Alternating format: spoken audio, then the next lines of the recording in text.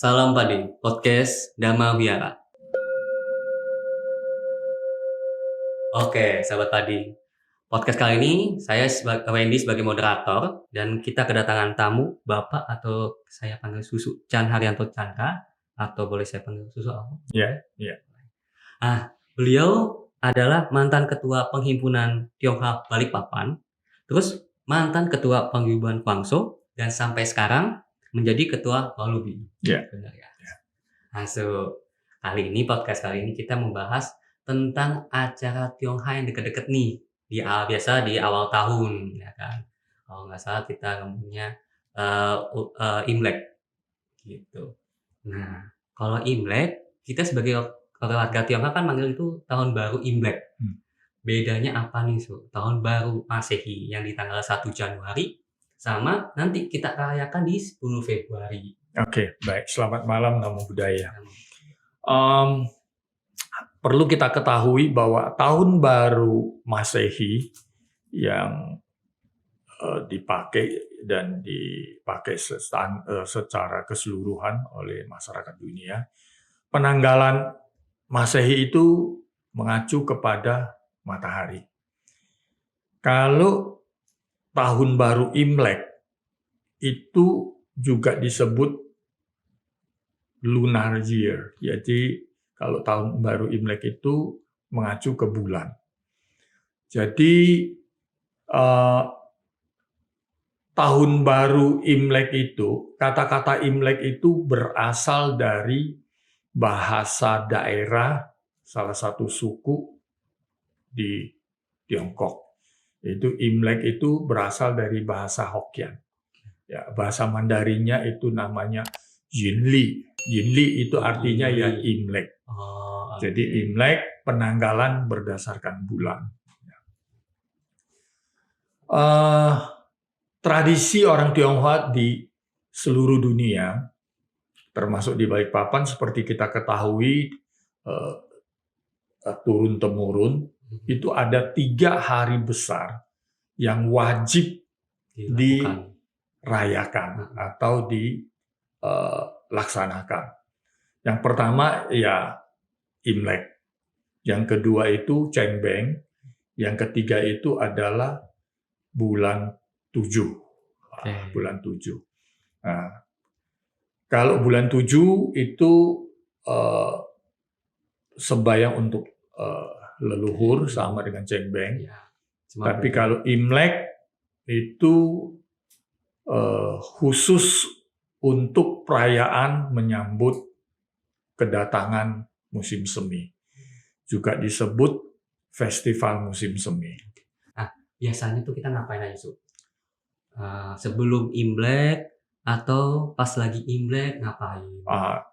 Ini juga salah satu tradisi seperti perayaan-perayaan hari besar dari masyarakat luas.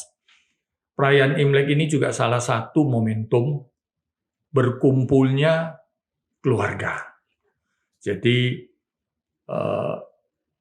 bagi anggota-anggota keluarga yang keluar dari rumah merantau ke tempat-tempat lain, biasanya di perayaan Imlek atau tahun baru Imlek ini mereka pasti berkumpul keluarga. Nah, persiapan-persiapan Imlek itu ya seperti perayaan-perayaan hari besar lainnya, ya biasa kalau berkumpul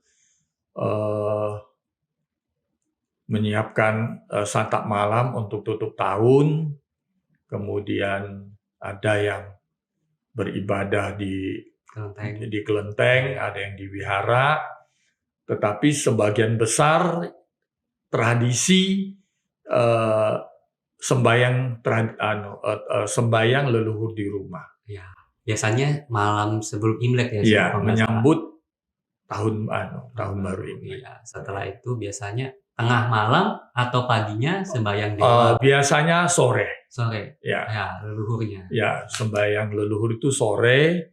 Kalau ke kelenteng ada yang mengambil momentum bertepatan dengan pergantian tahun. Ya, jam 12 malam. Jam 12, tek lebih 1 menit begitu.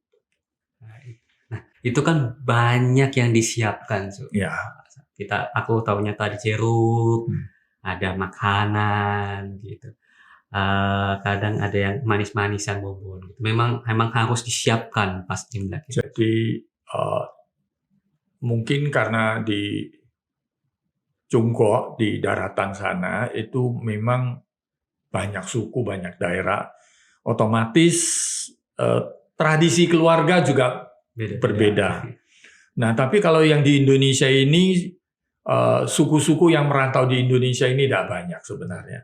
Ya, kebanyakan ya dari provinsi Fujian, kemudian Guangdong dan Hainan. Jadi kebanyakan ya 3 suku ini. Jadi kalau 3 suku ini yang banyak merantau ke Asia Tenggara, termasuk Indonesia ini, tradisi mereka itu hampir mirip-mirip saja. Jadi makanan-makanan yang dipersiapkan ya bagi mereka yang sumber ekonominya bagus ya biasanya persiapan makannya itu lebih variatif. Tetapi bagi kita sebagian warga yang vegetarian ya makanannya lebih banyak sayur mayur dan kacang-kacangan. Kemudian ada satu simbol-simbol tertentu yang dilambangkan dari makanan itu merupakan tradisi warga Tionghoa di dalam menyambut perayaan Imlek. Seperti apel itu. Karena apel dalam bahasa Mandarin itu adalah bingko. Bingko itu yang diambil itu adalah supaya di tahun-tahun yang akan kita hadapi ini ping an an. Baik sehat-sehat. Ping an an ya damai sejahtera. Terus kita ada jeruk. Jeruk itu ji di dalam bahasa Mandarin. Ji itu lafarnya itu ji itu artinya kebahagiaan, ji xiang zui. Nah, kemudian ada lagi yang namanya permen. Permen itu manis ya agar di tahun yang akan datang kehidupan rumah tangga ini harmonis. Kemudian ada lagi yang tutup tahun sembahyang leluhur pasti disiapkan ikan. Ikan ini melambangkan nian jiwi, artinya semoga setiap tahun rezeki kita itu berlimpah. Yui itu artinya berlimpah. Berarti harus ada ikan. Tradisinya seperti itu. Yang berlimpah. Ya, jadi seperti itulah sedikit. Kemudian ada lagi yang namanya kue keranjang. Itu juga salah satu kue dodol. Enak. Itu juga melambangkan untuk merekatkan keluarga ini supaya seperti itu. Kemudian perekatan itu juga dilambangkan semua kue Imlek itu, kue dodol Imlek itu pasti bulat. Di dalam tradisi Tionghoa ini, bulat ini melambangkan tuan-tuan yen-yen. Tuan-tuan yen-yen itu ya juga melambangkan bahwa keluarga ini harmonis. Gitu. Kira-kira seperti simbol dan lambangnya masing-masing sudah. Ya. Konkret sekali. Oke, itu kalau kita tentang makanan dan persembahan. Nah, tapi tradisi Imlek tidak lepas akan barongsai dan naga. Barongsai dan naga ini, khususnya kalau barongsai ini adalah salah satu tradisi suku-suku yang ada di selatan, terutama di daerah Guangdong. Karena yang mempopulerkan barongsai ini zamannya Wang Feihong itu dia adalah orang Cantonese di selatan. Ya. Nah biasanya use ya barongsai long naga. Nah ini biasanya melambangkan melambangkan satu tradisi untuk menyambut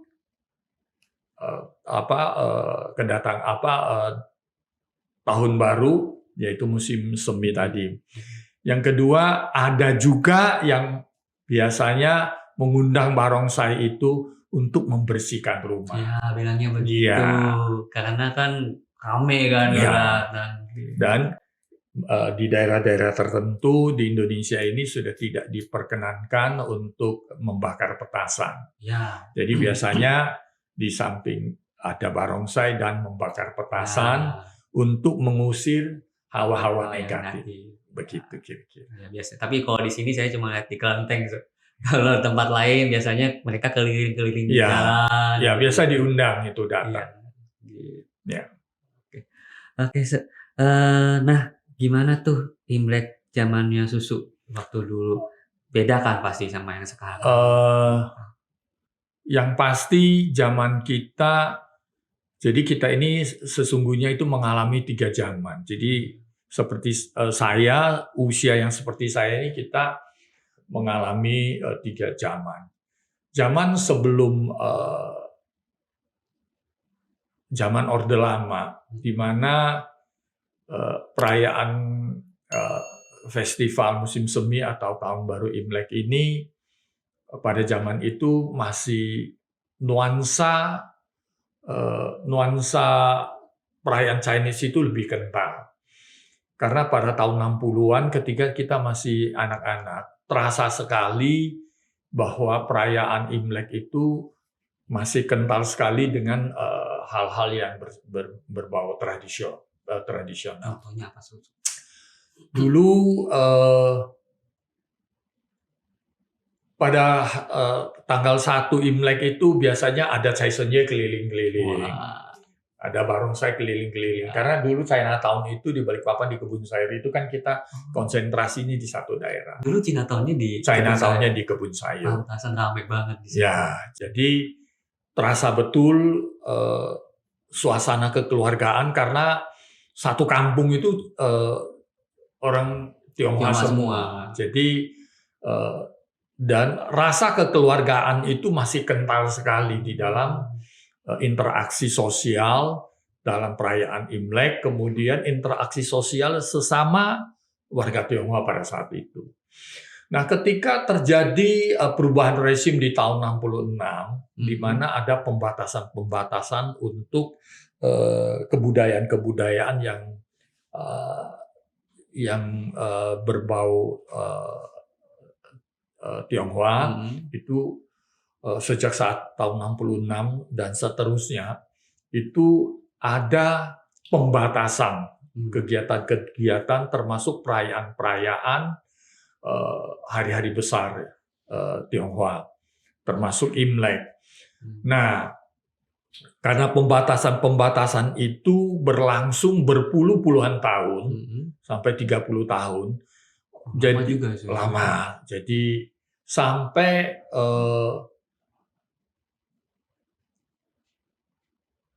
tidak ada lagi perayaan yang namanya perayaan Imlek secara terbuka.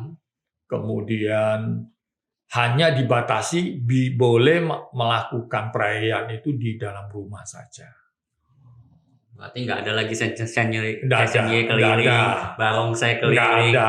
Jadi waktu pada saat rezim Orde Baru itu semua tidak ada. Dan sembahyang ke kelenteng masih diperbolehkan. Oh, boleh. Ya, cuma boleh ke kelenteng sama ibadah di rumah. Jadi banyak pada saat rezim Orde Baru itu banyak pembatasan-pembatasan untuk kegiatan-kegiatan yang dilakukan oleh warga Tionghoa di Indonesia. Berarti kurang ya.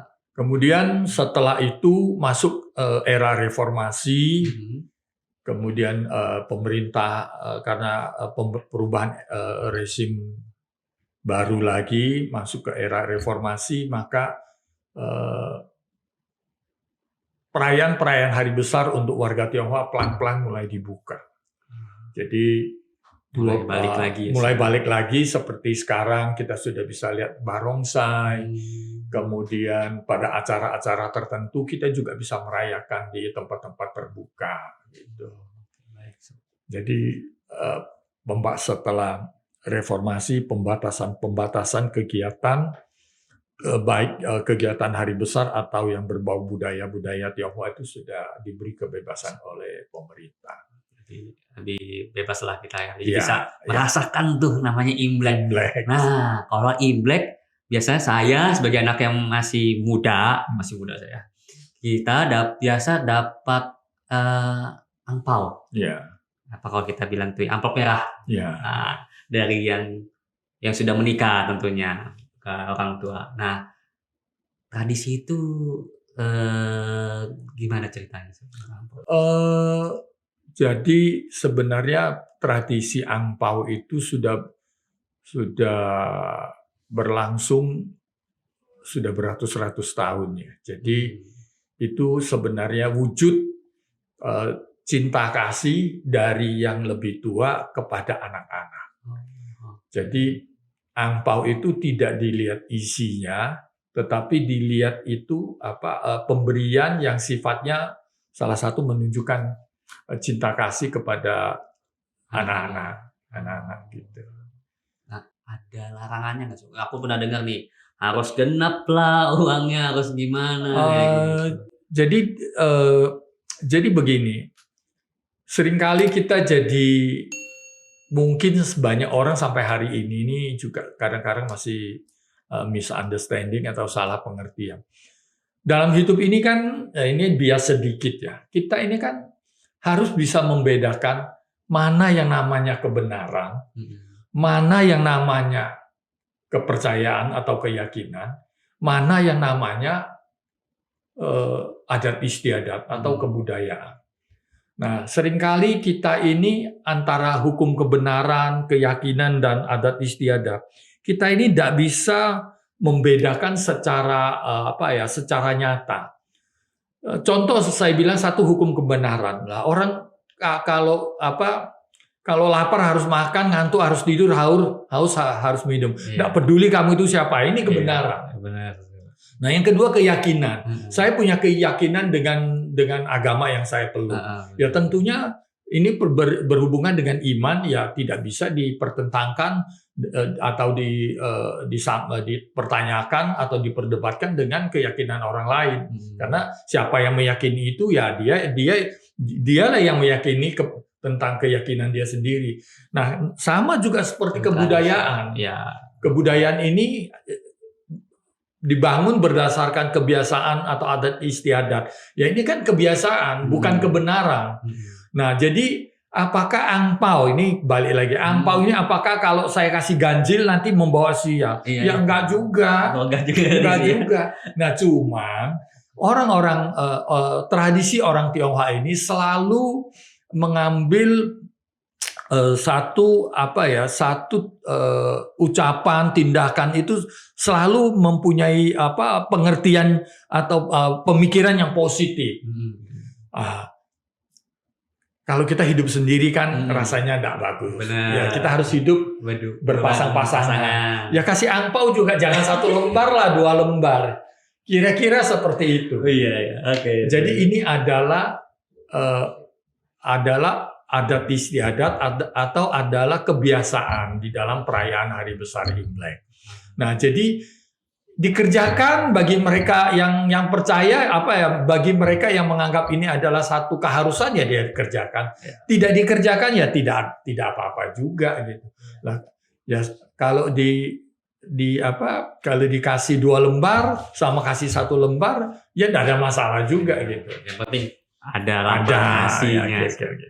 Nah, kapan hari saya pernah kan itu kalau angpau dari yang tua kasih yang muda. Nah, saya pernah kasih. Saya masih belum nikah dan saya kasih ke yang lebih tua. Itu nggak boleh bilangnya saya. Dilihat konteksnya apa dulu.